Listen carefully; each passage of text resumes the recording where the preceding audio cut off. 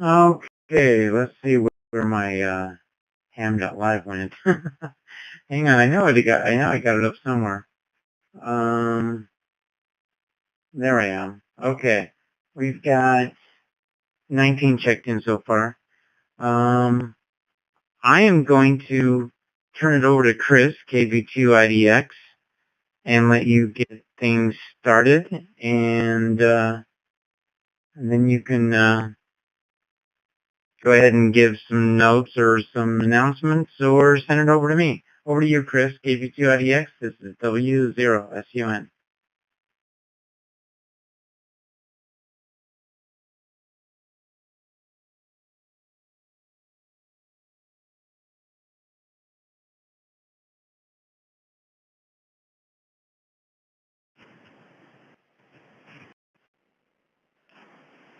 Well, we got a couple of minutes before the top of the hour here. Excuse me. I don't have any important announcements. So let's just keep the air open for about a minute in case anyone needs to disconnect or connect. So I'll be back in 60 seconds. KV2IDX.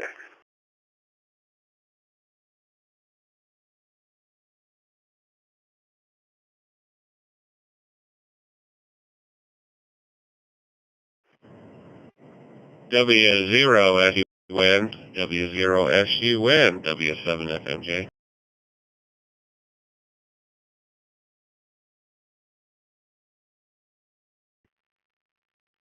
All right. I see you are on somebody's, maybe their hotspot, I'm guessing, helping them out.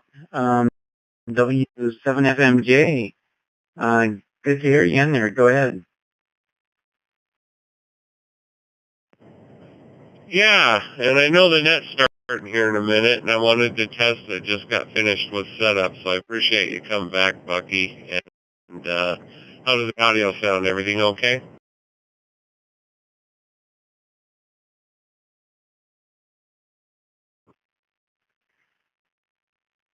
Yeah, I'm wondering if you're coming in on, let's see, I can tell, maybe, yeah, are you coming in on DMR or Fusion?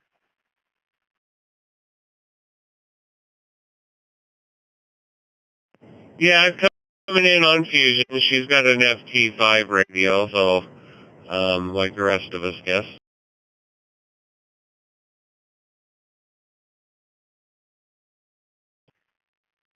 Man, I ought to record some announcements with your booming radio type voice. That would be so cool. All right, that's awesome. I see KJ7EAY. It's good to have you on coming in through a hotspot. Jared and I talk a lot, and I think he mentioned that he was going to be helping you tonight. So that's very cool. You're in good hands. Um, and thanks a lot for doing all that, Jared. Over in Ogden, Utah area, over there in northern Utah. That's really cool. I'll let you go. And this is W0SUN. Let's get things started. Over to Chris, KV2IDX.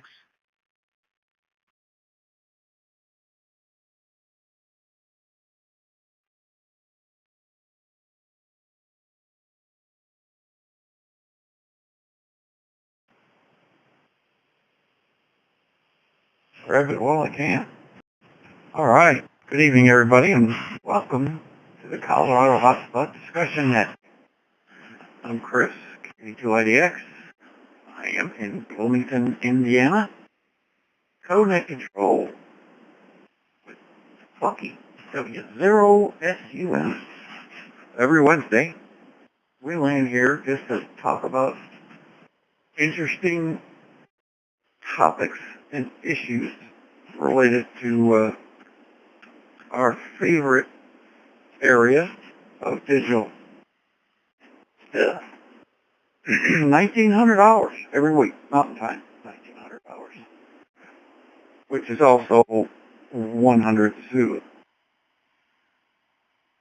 And we do prefer check-ins online ham.live. You can go there with any device browser, ham, ham.live. If you have Gmail, just click on the Gmail button and follow the prompts. And if you have a regular one, email, can't say regular. Other email types, just type it into the other box there and follow the prompts. It'll send you a link. And just follow those directions. Let me reset the timer.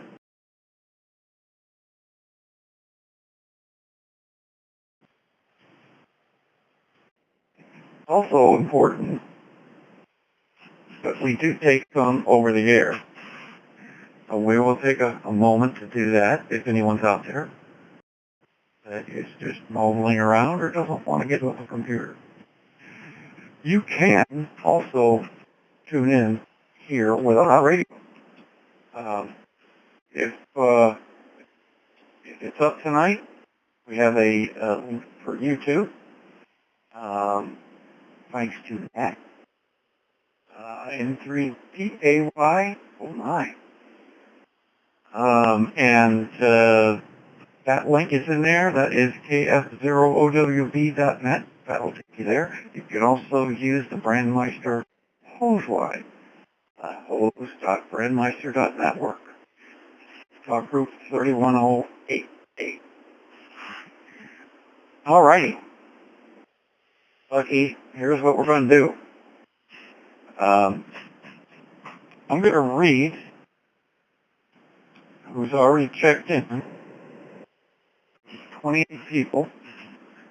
And then we can take some over-the-air check-ins. Alright, let me reset before I do that.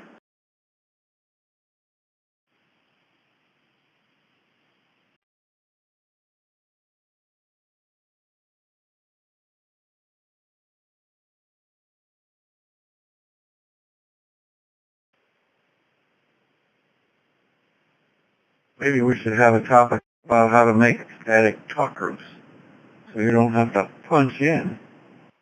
Okay. W0SUN, myself, KB2IDX, K5RUN, W1BKW, K0GIO, W5STC, N9DYO, W0, KVZ, K0ATP, W7NEE, K2AS, WCEP, KC0LY, K0OR, K06,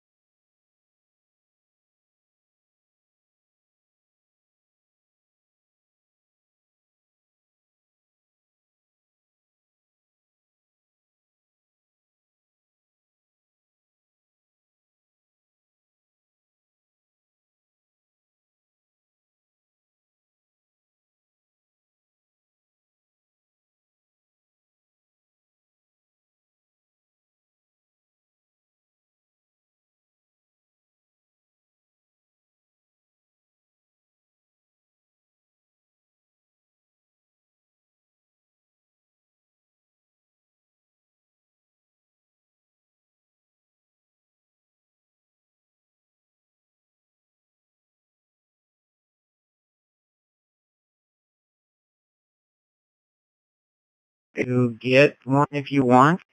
I posted in the chat room. Right now the price is, you can get one for 300, you can get a mic device, communication device that fits in the palm of your hand for $389 thereabouts. Typically it's $410. You can get an OpenSpot 4 Pro for $310, or after the sale, you can get one for $327. Just wanted to throw that out there in case you're ever interested in getting one of those. Pretty nice hotspots there. We just added KA1 CNF. Steve, thanks for joining us. Now, over to Chris, KB2IDX. Back to you from W0SUN.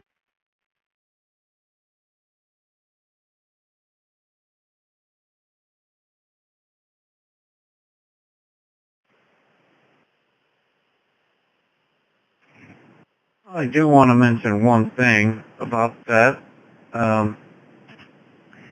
Since they changed to displaying U.S. dollars on there, it will do you well to follow it closely, because as the exchange rate changes, so does that price. And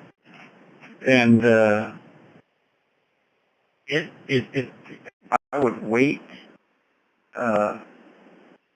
just to the last minute if you can.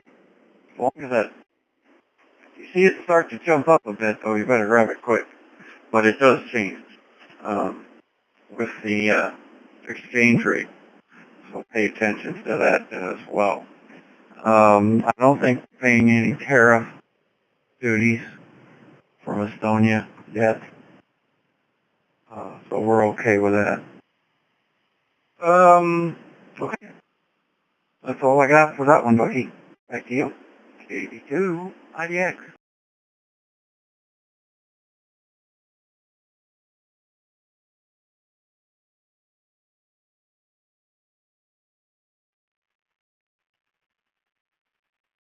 All right, we got 36 check-ins. Anybody have any questions or comments out there? I saw that Jamie noticed, and I saw that too. There's no more OpenSpot 4 standard. You only got the OpenSpot 4 Pro. And that's okay with me, because the OpenSpot 4 Pro does really a lot more, and you definitely want that.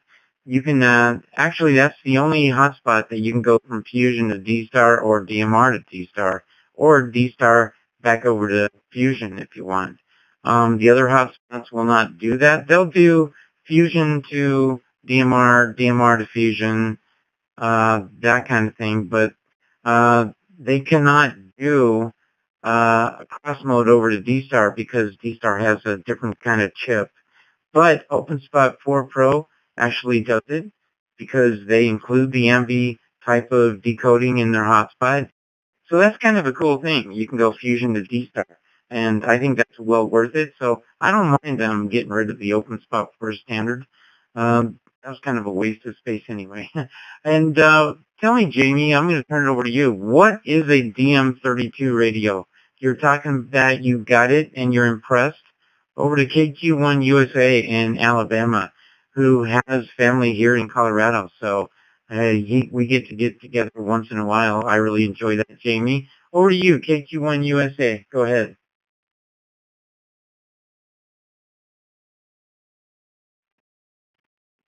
Roger that, Bucky. Thank you very much. Good evening to you and to the rest of the net. The DM32 is a very wildly popular prepper DMR radio that's just been released a couple of months ago, and it's starting to gain a lot of traction across the entire globe. It's a Baofeng 10-watt DMR radio.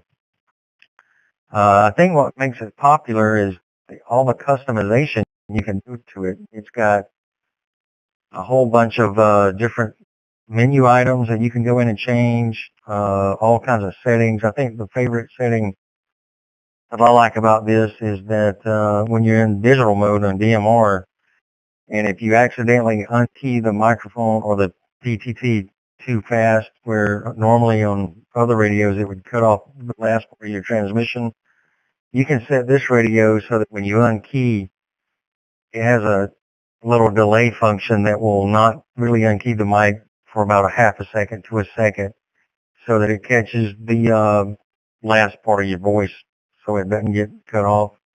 And I've got a lot of great signal reports or audio reports from people on White Lightning and Talk Group 91 as well. I think the only two downsides to it right now that I've noticed is that it only holds 50,000 contacts and the volume knob is very, very touchy. Like I can put it on my belt and walk around with it. And if I'm wearing my headset, I notice that the volume will change just by the radio, rubbing up against my waistband and everything.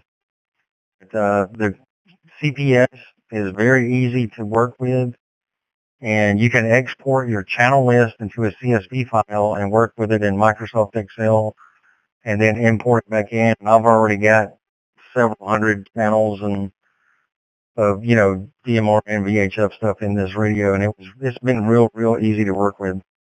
And I'll turn it back over to Net Control now. W0SUN from KQ1 USA.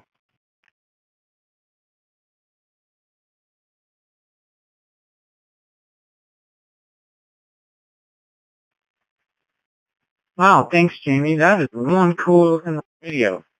Go to baofengradio.com. BAOFENG, baofengradio.com. Take a look at it. The DM32UV, I suppose. Oh, that's a nice looking radio for sure. Thanks a lot. I put a link into the chat room there. All right. Any other questions or comments for the net? Please come down with your call sign. This is W0SUN.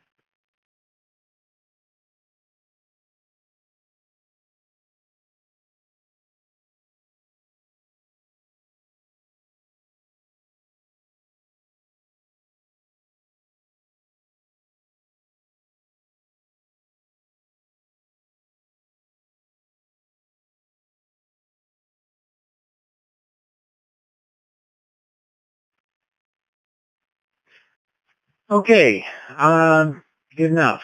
I am going to talk about something I recently experienced that I think might be useful. I upgraded my network quite a bit over the last week or so, and man, that's a big deal. Upgrading the network. I upgraded my router. I have Wi-Fi 6. I have a little bit faster speed, and I'm in the process of completing upgrading cabling. Um, so hopefully that's going to be a really good thing. And I had to do a lot of troubleshooting because some of the devices would not work. I had to, I don't have a static IP address. I have a dynamic IP address. So that changed. So my WiresX bridge had to change with it. I had to do port forwarding all over again for all my devices, including WiresX, All-Star, um, Echolink, other stuff too. So that was a little bit of a job. I've got about 50 devices on my network. I don't know how many you guys have, but that includes quite a few hotspots and light bulbs and TVs and Xbox and PS4 and all kinds of stuff like that. So I got, that kind of stuff. So it was a job. I had to, my OpenSpot 2 would not reconnect. That was really hard to get reconnected as well. So I had to do a lot of troubleshooting, and I thought I would talk about some of the steps that I had to do that's really useful with installing a hotspot, either Pi-Star or WPST or OpenSpot. Some of the things you might need to take note of. So I'm going to talk a little bit about that. Let me pause.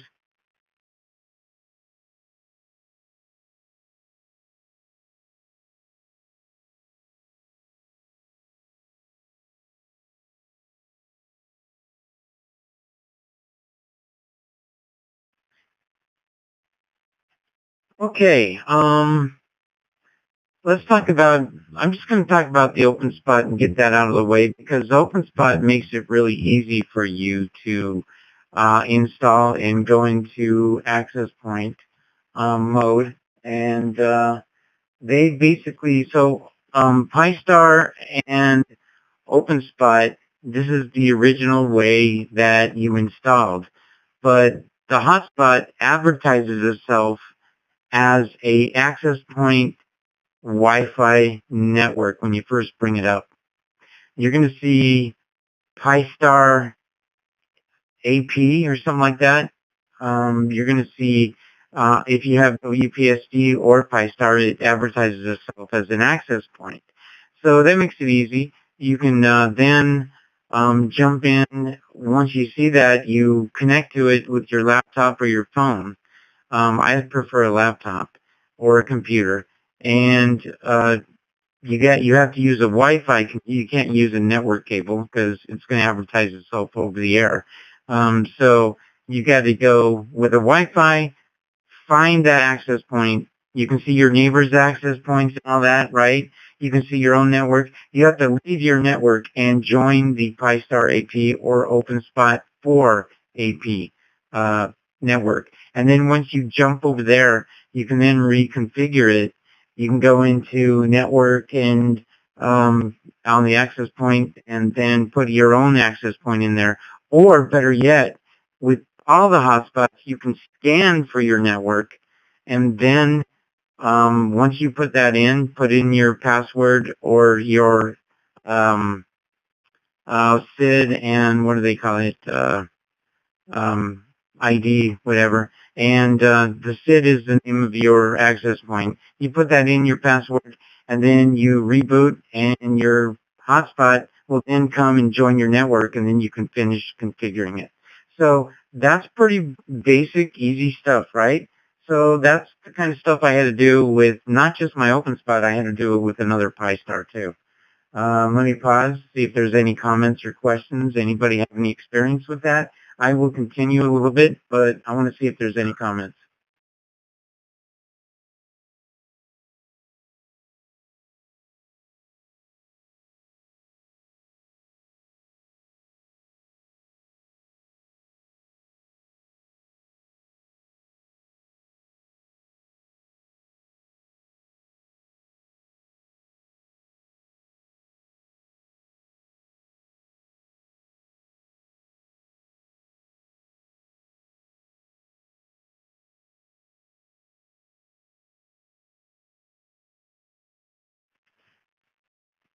Okay, it's pretty straightforward. With your OpenSpot, you've got two buttons on it. You've got a power on button, and you've got a Wi-Fi button. One thing I love about this hotspot, which I really don't, I'm being sarcastic, in the dark when I'm messing with it, I go to turn it on and I accidentally touch the Wi-Fi button.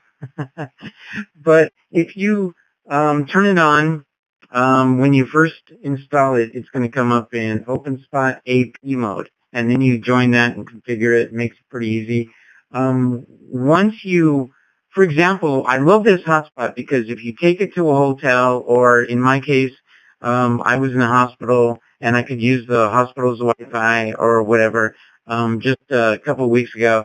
I can hold the Wi-Fi button for 3 seconds.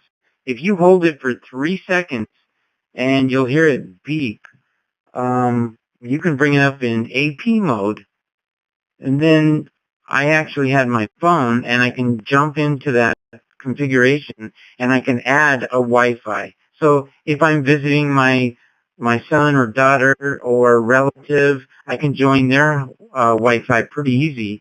Just get their password, hold that button for 3 seconds, reboot, jump in, configure it, reboot again, and it joins their Wi-Fi. If all goes right, that's one thing I love about the hotspot, the OpenSpot Shark RF. It makes it really easy to do that.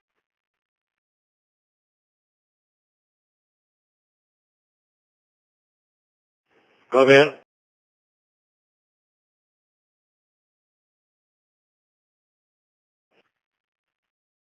All right, go ahead, Bill. Love your comment. Go ahead. You always make good comments. In reconfiguring your network, one of the things that I did was to create a guest network or a second network that I labeled Internet of Things, IoT. I put a lot of the network devices that I use quite a bit frequently, like hotspots, and especially hotspots because oftentimes they will only connect to 2.4 gigahertz. And a lot of times if you use a fairly sophisticated router, you can combine the 5 gigahertz and the 2.4 gigahertz networks into one so that it would connect, different devices would connect or would have the option of connecting to fiber 2. And on my main network, which I have mostly my computers, monitors, and a few other devices that I use quite a bit, I have that as a dual 5 and 2.4 SID, whereas the Internet of Things, IoT, on the guest network are mostly things that will only connect to 2.4. Back to you.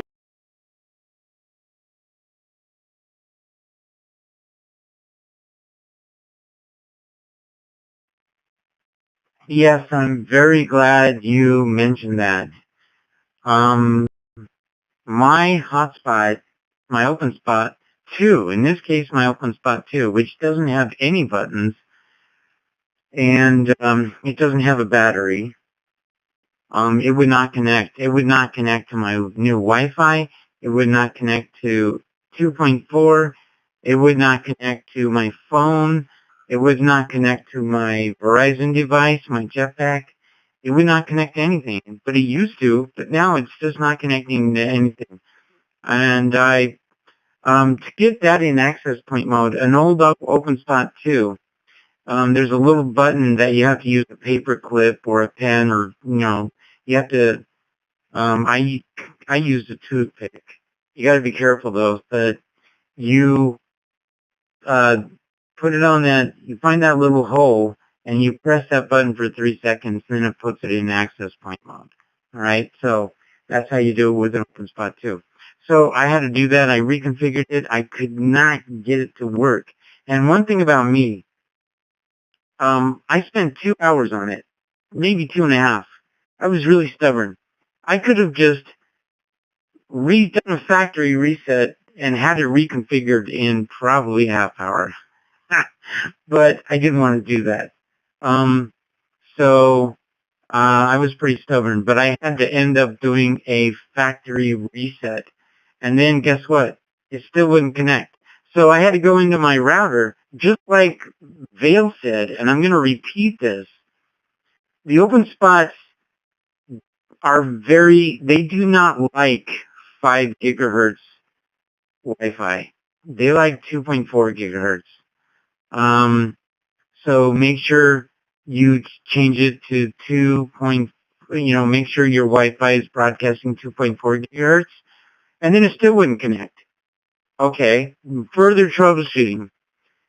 The OpenSpot likes channel 1, channel 11, or channel 6. Okay, channel 1. So the Wi-Fi's, because they all interfere with each other, they all broadcast out different channels. You got channel 1, 2, 3, 4, 5, 6, 7, 8, whatever. So, so you won't interfere with your neighbor's Wi-Fi. It goes out and chooses the Wi-Fi channel. If you're getting interference, you need to change your channel. But in this case, if you have OpenSpots, you're going to have to use channel 1 or channel 6 or channel 11. Once I changed to channel 6, and once I took off Wi-Fi 6, oh, I'm going to reset. Hang on.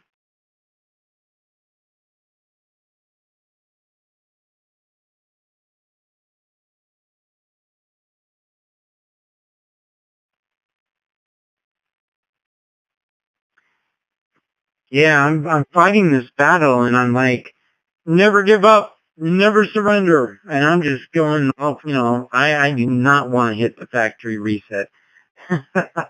So But anyway, I had to reset it. I had to change my channel to 6. I had to take out Wi-Fi 6, which is a new, faster Wi-Fi. So I went into my router and configured that. But my 5 gigahertz still does Wi-Fi 6, and my wife's laptop, my laptop, a couple of my laptops can connect to that faster Wi-Fi, and we take advantage of that. But my other devices, a couple of my TVs, my smart TVs, can go to the 5 gigahertz, so that's kind of nice. But those are the kind of things you have to do with a hotspot. So if you're having hotspot trouble, take note. Change it to 2.4 gigahertz. Try that. Make sure you're going in. Try changing the channel. Check your hotspot security if you're doing DMR and that kind of thing. So just remember that when you're going into access point. One more thing that I want to mention. Take note of this one too. Let me pause and reset.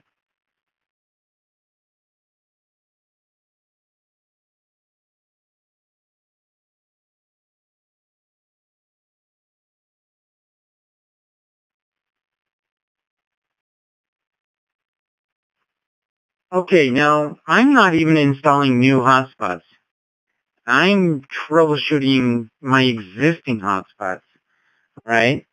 So I have to go into access point mode. This is really a good thing to understand. Your Pi-Star Raspberry Pi based hotspots, either using WPSD or, Pi-Star, go into the firewall configuration and make sure you have this checked. Please do not turn it off. I'm warning you now. Do not turn it off. It's called Auto AP, Auto Access Point. Make sure you keep that on.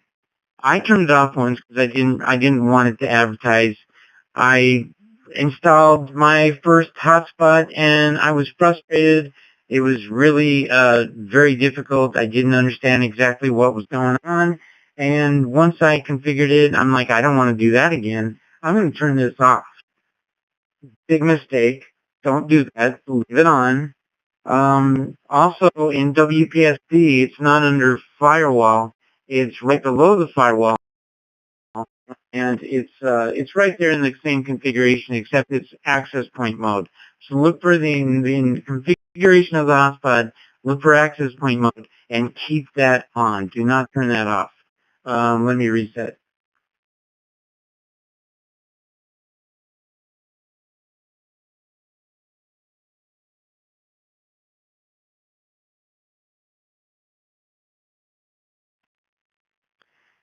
Okay, once you turn it on, if you do not turn that off and you have problems with your Wi-Fi, how are you going to get into access point mode? You can't. But if you have that turned on and you're having problems with your Wi-Fi, if it can't connect, after a few minutes, it'll switch to access point and advertise it so you can get into it and connect, similar to the similar to the OpenSpot. So the OpenSpot is great because you can push a button and it goes into automatic access point. Well, the hotspots on Raspberry Pi can do the same thing. You don't have to push a button. If they can't connect, eventually they'll default to access point mode. And then you're going to be looking for Pi-Star space AP. And then you log in and you can configure it and scan for your Wi-Fi and get right back on it. So just a really good thing to do. All right, I'm going to turn it over to Chris, KB2IDX, and your comments, please, and then let's see who else has jumped into the chat room. Over to you, KB2IDX. This is W0SUN.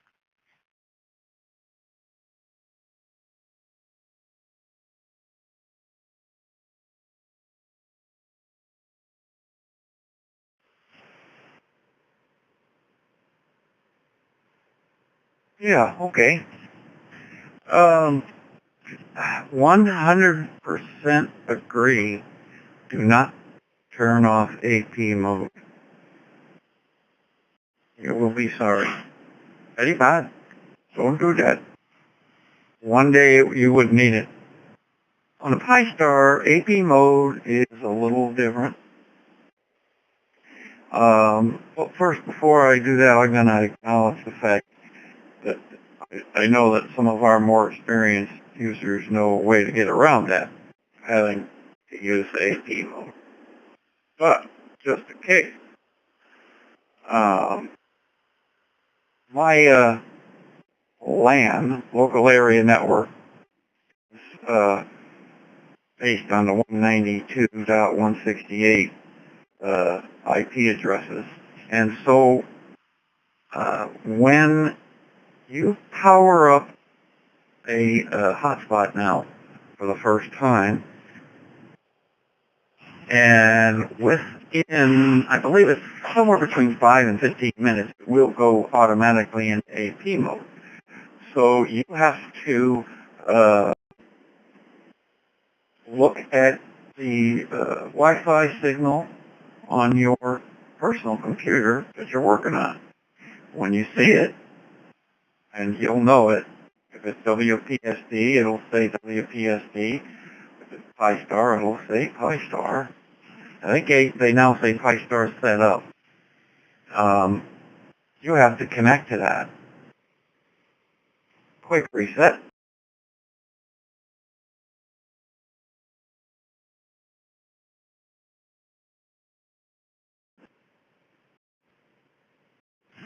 Now, theoretically, when you connect to it, it is supposed to open your default browser.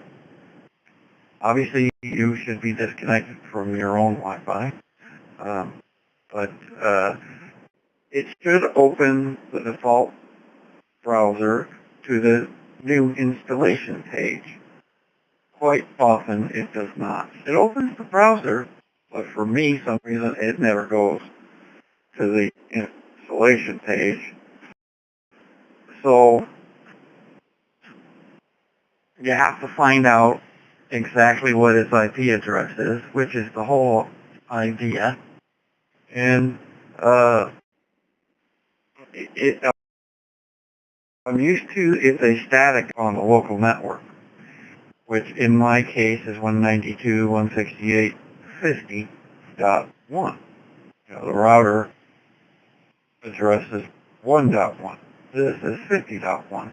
And then I connect to it with my browser, and then I can proceed with the installation. So it's a little bit problematic, whereas the OpenSpot is, I think it's a little smoother. But of course, as Bucky has put in, there is a way to buy that. So I am going to reset here, and I'm going to tell you who's joined us in the chat room, and then we'll turn it back to Bucky so he can tell us about the configuration generators. All right, let me reset real quick.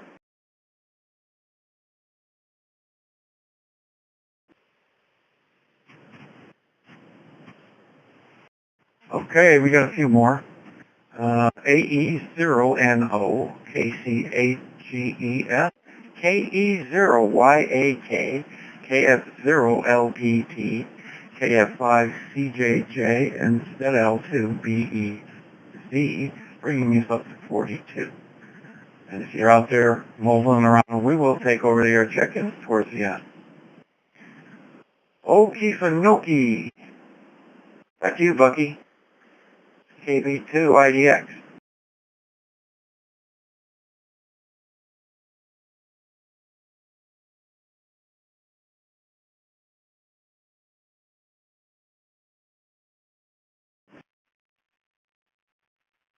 All right. Hey, thanks. So there's a really cool method. This wasn't around when I did my first Raspberry Pi based hotspot years ago, but it is now. And this is great. So what is the procedure? You don't have to do this on an OpenSpot, but you have to do it on a Raspberry Pi based. You buy a hotspot, let's say you buy a ZoomSpot or whatever, and they give you an SD card. You take that SD card and you put it in your Raspberry Pi, and with your Pi hat, you boot it up, and it advertises itself. And then you have to jump over there, configure it, and then it jumps over to your Wi-Fi, and then you have to go find it. And now how you find it, you have to know the IP address, and then you have problems finding it. Believe me, this is based on actual phone calls I've had with people troubleshooting, trying to get their Pi-Star installed. So this is what they were experiencing. Like, I can't log into the interface to configure my hotspot. What am I doing? I can't do this. I'm really fed up. I'm ready to throw it out the window. Help me, please. How do I get there? Okay, so one cool way to work around this is to use a Wi-Fi generator, or what do they call it? Yeah, the Wi-Fi configuration generator, or the Wi-Fi builder. Pi-Star's got it on their website, pistar.uk. Go to tools. W0CHP.radio has it on their website. On the very front page, go to WPSD Wi-Fi Configuration Generator, and then fill in the information, and then save it. And this is what you're going to do with the file. Let me pause.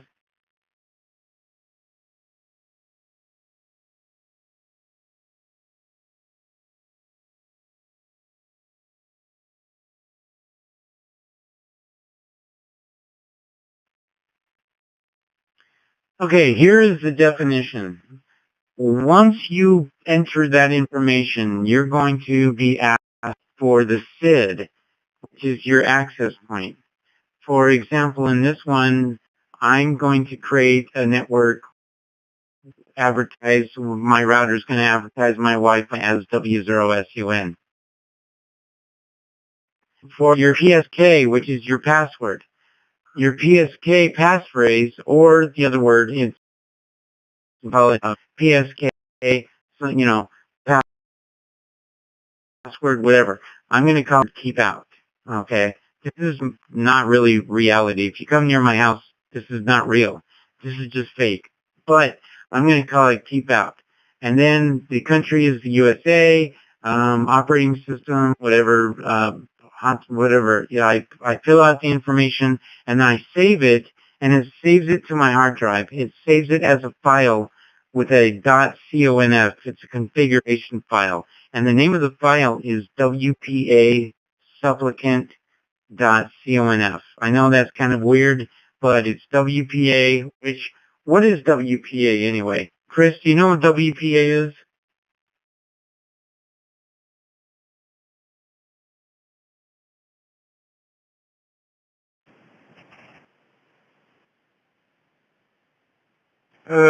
Wild pot addict?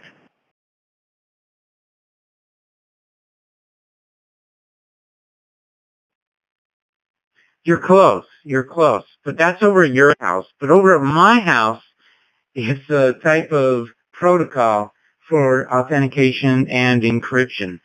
So when you set up your Wi-Fi, you're going to choose WPA authentication or WPA2 or other Wi-Fi configuration. So this file is actually the WPA type of protocol. It's a security protocol that a lot of routers use. So it's called a WPA supplicant.conf, and it works with WPA encryption. So you save that file, you put the file, so you take that SD card, you put it into your computer, and you got to have an interface, or the newer computers, actually, you can just stick it right in there. My laptop allows me to stick it, stick it where no, I don't, I was going to say something, I won't go there. So you insert it into the laptop with either the adapter or whatever. And then you copy it to the root of, you do a search, you bring up the file manager, whatever, and you just copy it into the root of the SD card.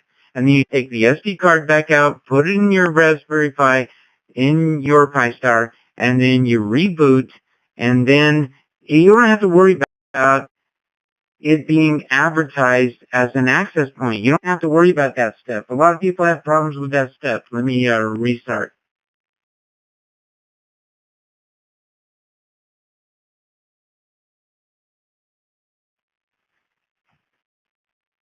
Okay, so you reboot it, and it doesn't advertise as an access point. It just comes zipping right into your network. And then you got to find it. So how do you find it? You have to know the IP address, or better yet, just type pistar.local. Pistar.local. .local, most routers understand what .local is. Back in the day, we have .com, .edu, .net. So you have all these extensions, Brandmeister.network, .tv, whatever. So you have all these dot something. .local is reserved for your home, your house. Your router does not advertise that on the other side of the router with all the nasty stuff out there. It doesn't go over the firewall. It stays local. Just like your IP address scheme, either 192.168.1. something. 192.168 is a local subnet. 10.10. something or 10.1, that's another local subnet. So when you bring up your router, your IP scheme is going to be one of those, 192 or 10. And also, .local is like .com, but local to your network.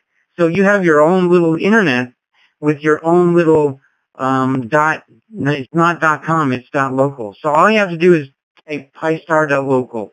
And most routers, not the old ones, but the new ones, know what that is, and you don't have to worry about the IP address. All right. Stand by.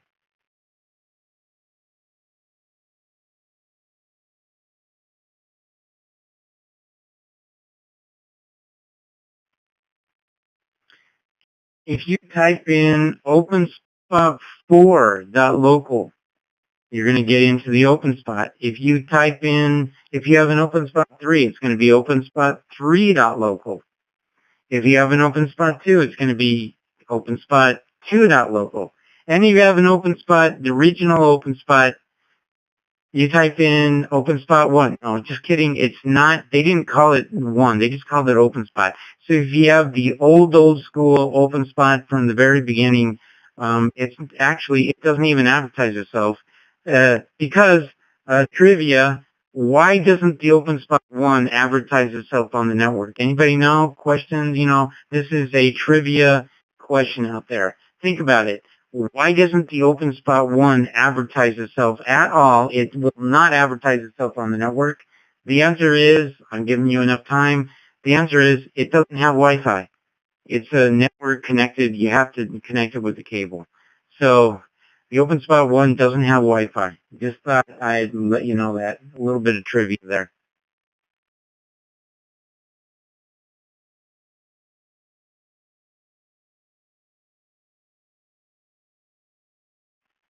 Right. Chris, KQIDX. Bookworm is different. Let's talk about your comment there. What's different about Bookworm?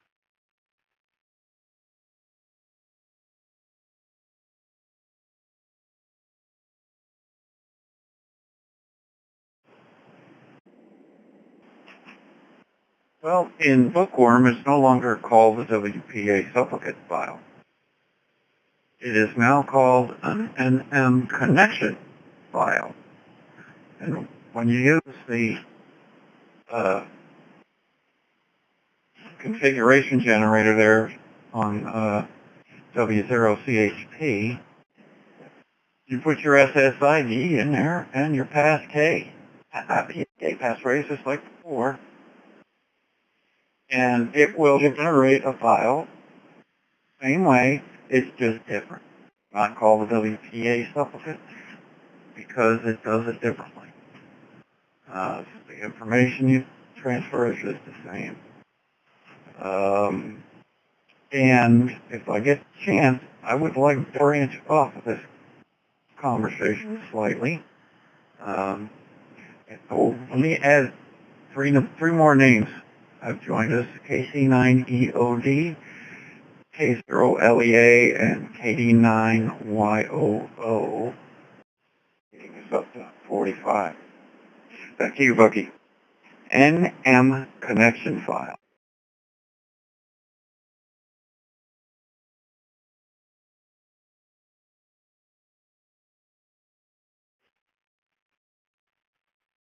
Okay, so what is Bookworm? For those of you who don't know what a bookworm is, the old version of Raspberry Pi operating system was called Bullseye. The newer one is called Bookworm. They're code names, they're nicknames for different versions of Linux, Debian Linux, to be exact. Raspberry Pi OS, or the older Raspbian, what they used to call it, but they now call it Raspberry Pi OS. They had a version of Bullseye, and now they have the new version of Bookworm. So when you download either WPSD or Raspberry Pi, it's going to be based on Bookworm. And these are taken, believe it or not, these are characters in Toy Story, the movie Toy Story by Pixar. They're not very well-known characters, but they're there anyway. There you go. And thanks everybody for checking in. We got 45. That's awesome. Over to Chris. Your comments. You asked me something and I forgot what you asked me.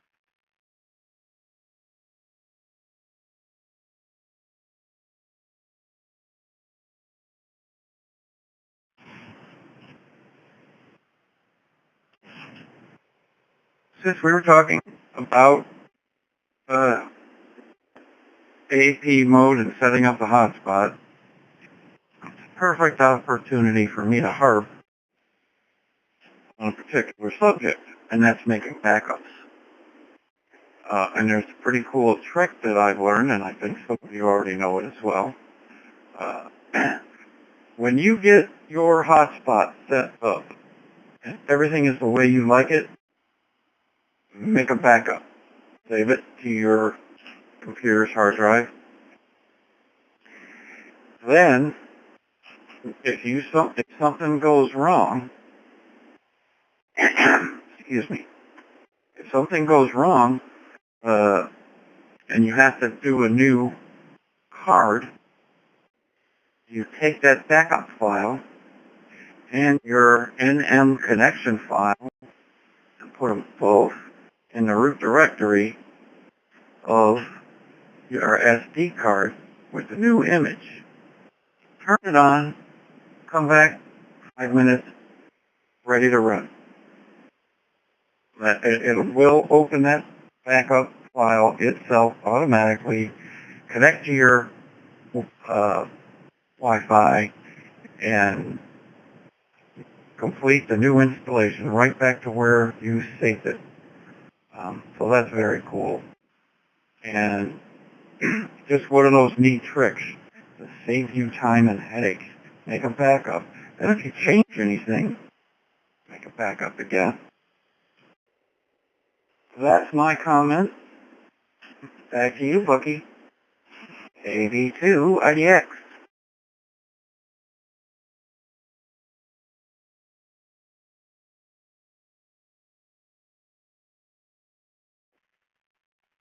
Okay, an open spot also has a backup, and I think you go into, let me see, you go into the modem settings, I believe, let me see, you got to go into advanced mode, maybe it's the settings. It's export, yeah, you go into settings, and it's export import file. When you export it, it exports it to a file, and you have the choice to include passwords or not include passwords. I like to I like to save it. So anyway, I like to save it with the passwords myself. But if let's say you're passing it a configuration file to somebody else and you don't want to include the passwords, then just don't check the box. So that's how you do it on an open spot. And yeah, I was wondering if there's anything else I had to mention, but there you go. Paul, you got a lot of experience. What do you have to say about this and profiles and anything like that with WPSD? You got a lot of experience. I'm going to put you on the spot. Over to ZL2, Bravo Echo Zulu in New Zealand from W0SUN.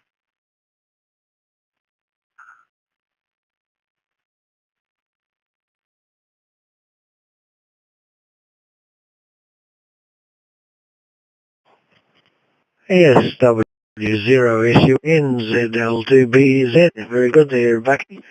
Yes, well, if anybody that's running a version of PyStar, version 4.3 point whatever, that is and also a later version of WPSD, they are probably running both of them are running the Bookworm OS.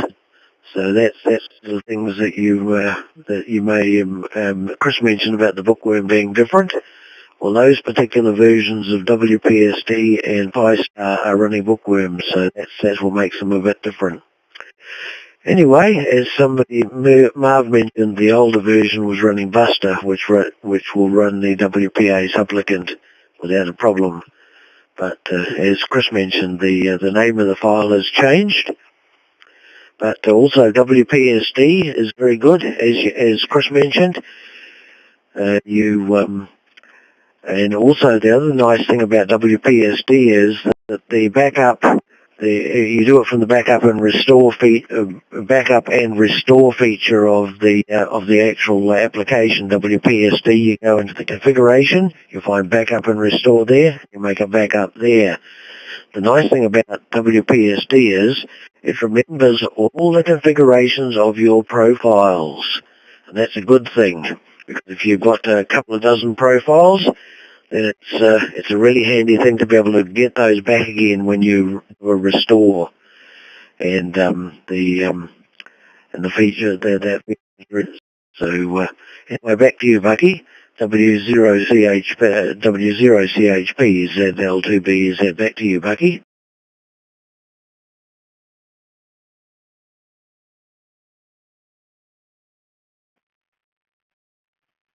All right. Thanks a lot. You just sent it over to Chip, W0CHP. And I don't know if he's on the net. That would be cool. Yeah, Chris picked that up too. Um, back over to W0CHP. That would be really cool if he was on the net. This is W0SUN. Uh, that was kind of a really cool thing. I don't mind being called Chip. We just added Rex. Good to see you, Rex. My neighbor to the south, about 30 miles. And both you guys, uh, let's see, KE0YAK and WD0HAG back at Monument. It's good to have you both on there. James, I saw you let me know in the chat room that you were on. So thanks both of you for joining. All right. Any questions or comments?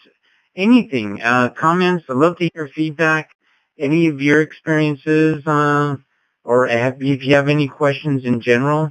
This is the Colorado HDNet, the Colorado Hotspot Discussion Net. Sometimes I use different names. Colorado Hotspot Digital Net, Colorado Hotspot Discussion. You can call it Colorado HD High Def if you want. That's kind of cool. Any questions for the net? Please come down with your call sign.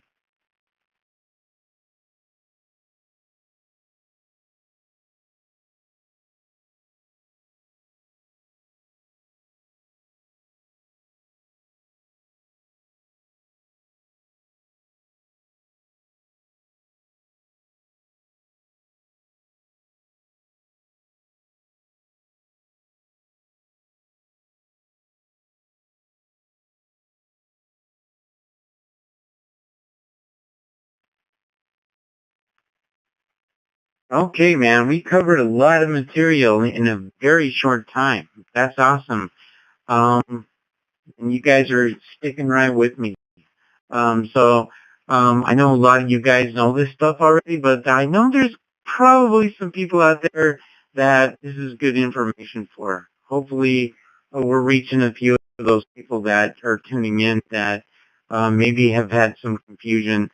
Um, you think it's good to review this because if you're ever troubleshooting, it's a really good thing to know. Also, I want to mention an application that I recommend if you want to see what's on your network. If you're searching for and you can't find if your router doesn't do .local, sometimes I've been at a location helping somebody with the hotspot, and I type in pi-star.local, and nothing shows up. Come to find out, they had a router that doesn't understand what .local is.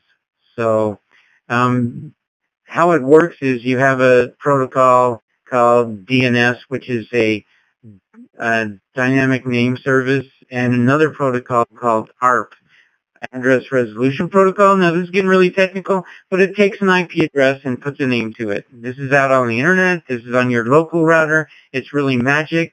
It's cool to have to know what the wizardry behind the curtain is, but it's really cool when your router understands domain names because people don't want to remember numbers.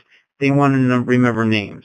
So ColoradoDigital.net, KansasCityWide.com, Starbucks, yeah, whatever. You like to remember names. You don't have to remember, you don't want to remember IP addresses. But in case your router doesn't know what .local is, Angry IP Scanner is a very cool tool. Angry IP Scanner. That's what I use. I document my network that way. When I go to other people's networks, it's a good thing to have in your toolkit because I can pull that out and run a scan, or I can install that on their computer and do a scan, and I can find my hotspot that way. So that's a really cool thing. And angryip.org. Thank you, Matt and Vale, in the chat room. angryip.org. Any comments from Chris? I'm going to pass it right back to you, KB2IDX, and if you don't have any comments, send it back.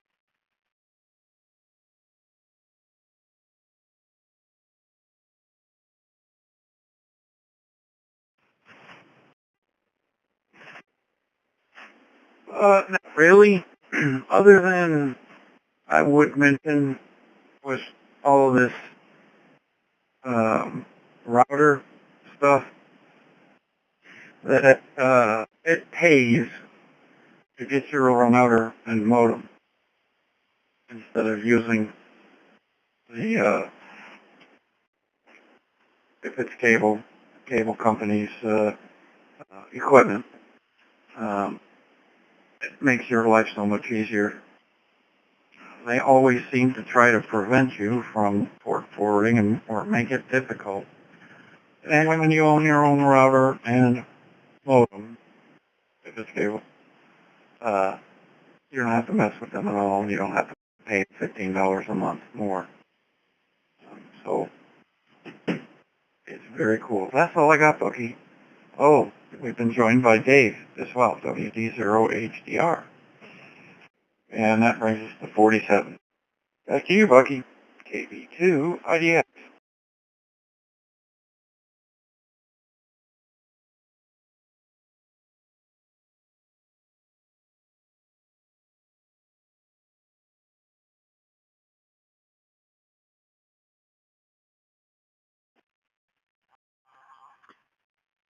All right, real good, real good.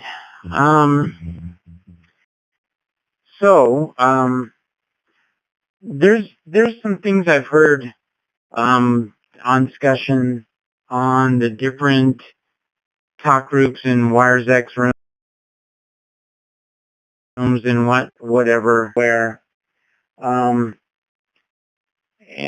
me just state that one of the things I don't like about digital communication, and I've heard a lot of people say this, is when you're coming in through a bridge system, reflector system, Wires X to YSF, YSF to DMR, and you have different radios. I heard people discussing they really don't like, and I agree with this. I don't like it because Yaesu radios are set at a certain level, and DMR radios are set to a certain level. Fusion radios are a lot of times when you're on Fusion, talking to other Fusion radios, it's great. But when you're on DMR radio, and if you're cross-moding from Fusion over to DMR, a lot of times your audio is too low, and you got to increase the mic gain. Well, just the reverse. If you're on DMR and you come over to a Fusion network, DMR radios are probably pretty loud, and they're going to come in blasting. A lot of people don't like that. One of the gripes I hear about digital communication is you got to keep your finger close to the volume, man, because you're going to be turning your radio up or down. And that's kind of hard to do, but I'm kind of used to it. So you got to turn your radio up if you're on DMR to hear the Fusion, and you got to turn it down. What about D-Star? That's somewhere in the middle. So D-Star are usually not a problem. But here's the thing I want to talk about. Let me reset.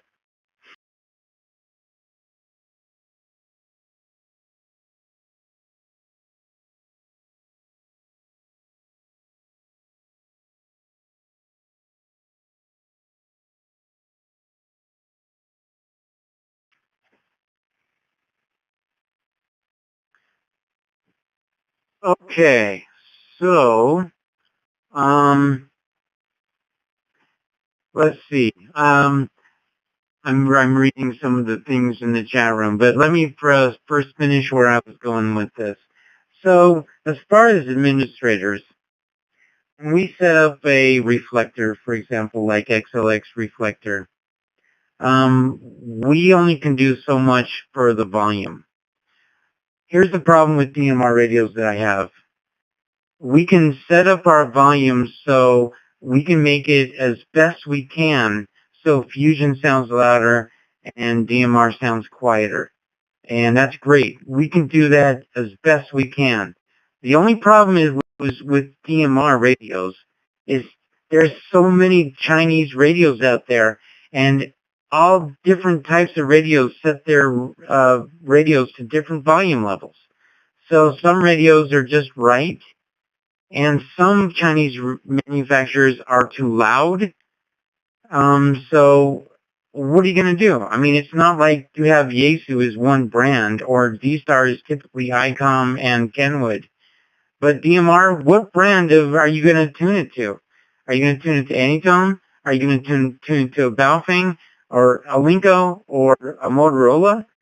So that's the problem with multi-bridge networks like Colorado Digital, multi-protocol, or KC-Wide, or Skyuplink, or whatever. And then you throw in All-Star and Echolink in the mix?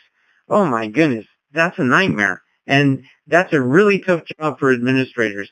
So with the tools we have, we do the best we can. You can only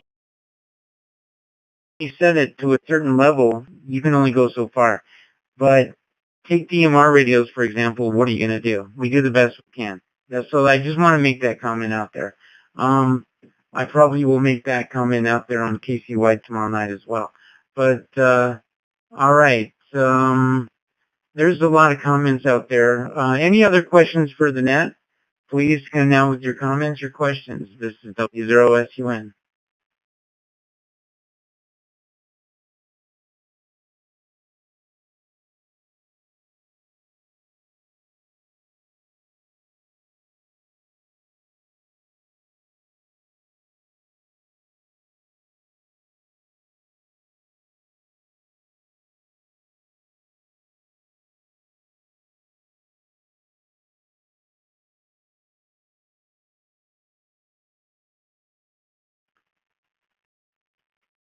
Okay, I want to see if my friend Josh is out there. I saw you check into the net, and I think you're listening there. I know it's your day off too. And Josh, you have set up DB Switch. We have a question. Anyone set up DB Switch? Does anyone have any advice for someone who wants to set it up?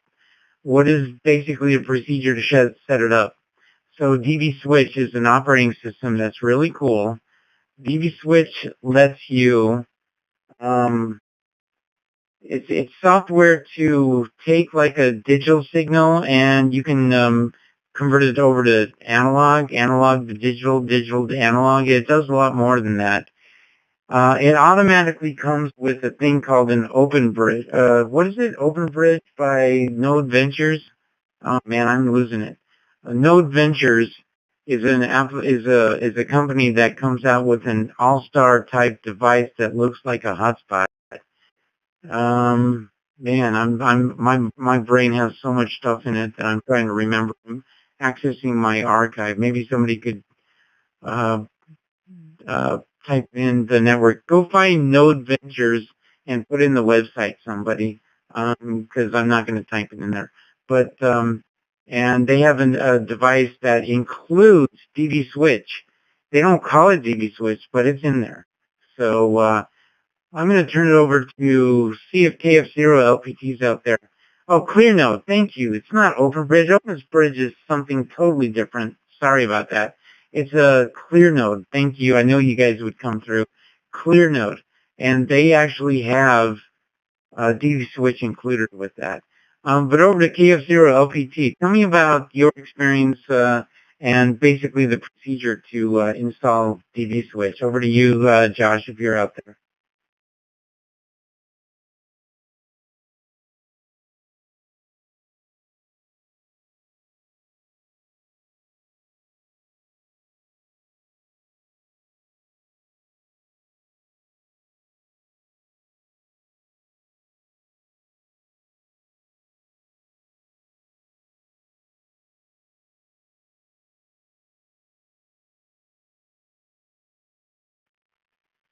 I ought to give him a text or call him on the phone.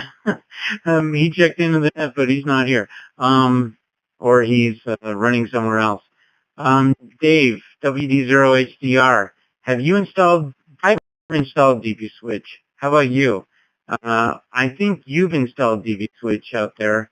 Let me see if you're out there. WD0, I'm calling on people. This is the problem with calling on people and putting them on the spot. WD0HDR, you out there? Yeah, I'm here. So what's the question on DB Switch? Stephanie Church here.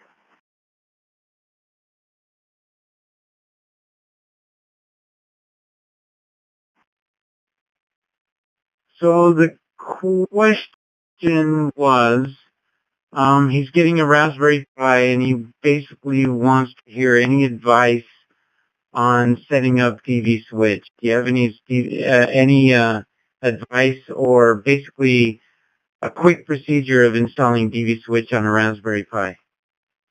I wonder if you've done that. Yeah, I've done that. I just followed the steps that the guys that developed the DB Switch, they got step-by-step procedure for installing it. So that's what I've done in the past. And they got a Telegram group. If you got any questions, they're real good at answering and helping. There's also a Groups.io email group, and a lot of the instructions are posted out there. You can download PDFs on how to set things up. But yeah, they're real good on helping people out if you got a problem or got questions even.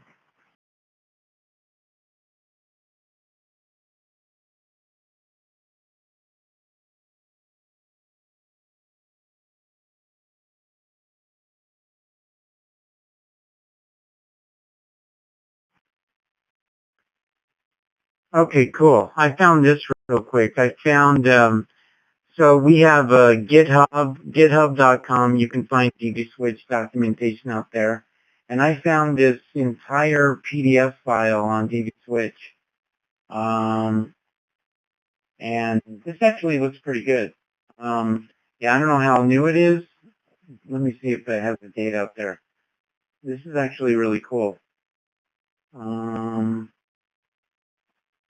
Anyway, yeah, this is a really good multi-page document. It's got wow, it's got a lot of pages out there. 42-page document that I just put in. And if you go to dbswitch.org, dbswitch.org, there's a dbswitch install PDF file. Maybe that'll help as well. But yeah, GitHub is the actual official. There's also YouTube videos. Freddie Mac's video. That's a very good video to install it. Okay, there's a lot of links coming into the chat room. Thanks a lot, guys. We're just trying to answer a question out there. All right, we've just added N0KU and KE0SMR. Are there anybody over the air that'd like to check in? Anybody without the chat room? If you want to check in and join us, let us know you're out there. Come on with your call sign. This is W0SUN.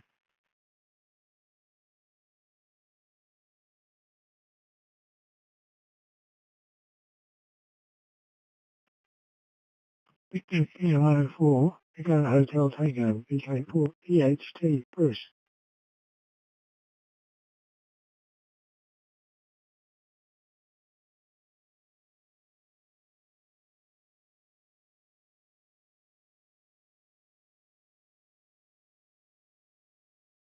W7FMJ mobile tonight.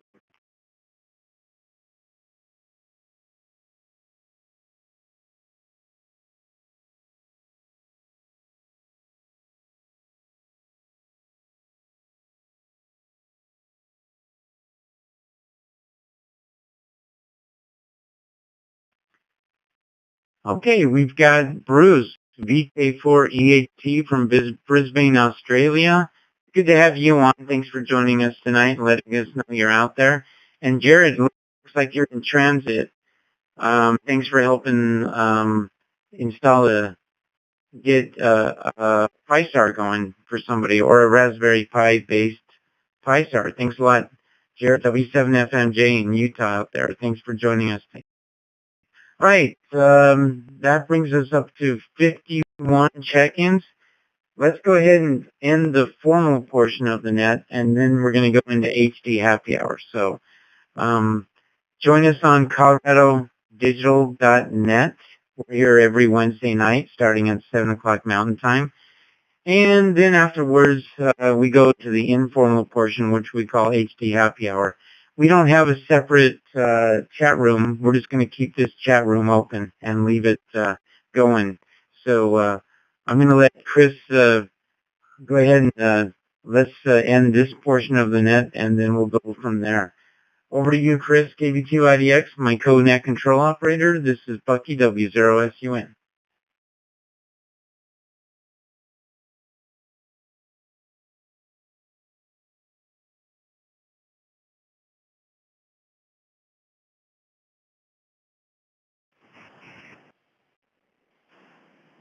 Alrighty.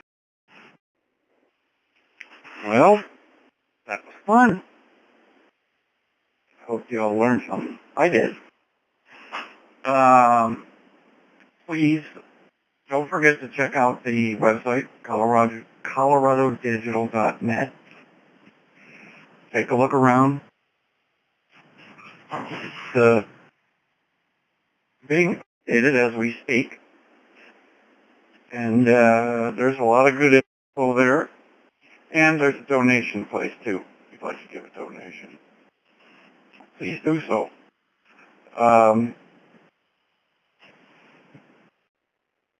We would like to thank all you guys for checking in tonight. Everybody out there that's just listening as well. Everyone who brought their repeater nodes in to spread it around. Thank you for that. I think there's California in here as well as, yeah, the Parker was in here. Thank you guys. Also thanks to Sean, KK6 Bravo Echo Bravo. This is a great blogging website that he came up with. And I really like it a lot. It makes life a lot easier. Easy to learn, too. We have 51 check-ins tonight. Any last comments, Lucky, before we officially switch it over?